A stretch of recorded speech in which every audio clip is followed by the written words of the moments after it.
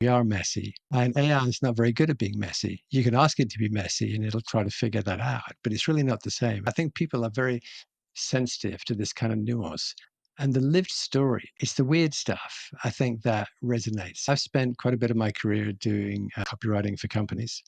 So this is just a little side note, a little side story for you. I used to live on a hobby farm. We had some sheep and pigs and chickens and all that good stuff, the good life. And I also had freelance customers. And I went in and you go out, you feed the animals, you come in, I sit down to work. And my client said, "Hey, you're late. How come?" And I said, "Oh, I was just out farming feeding the pigs."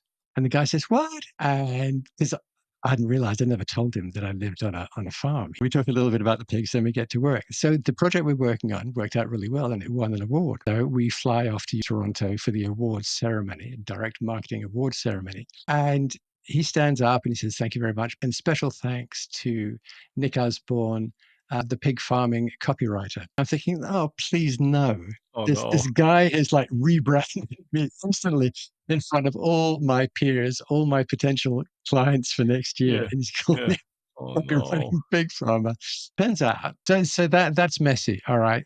AI Mhm. wouldn't do that. It wouldn't No. imagine that. It wouldn't do that. That's a deeply human moment of my humiliation and him laughing and everyone slapping me on the back and laughing and asking about my pigs. Mm. Turns out over the next 12 months, I got a few phone calls out of the blue. And I'd say, "Hello, Nick Osborne." They say, "Oh, is that Nick Osborne, the copywriting farmer?"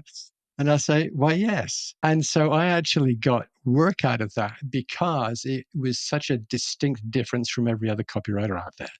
I was the only copywriter who had pigs. So that was just it's a fun story, but it also speaks to the difference between humans and AI.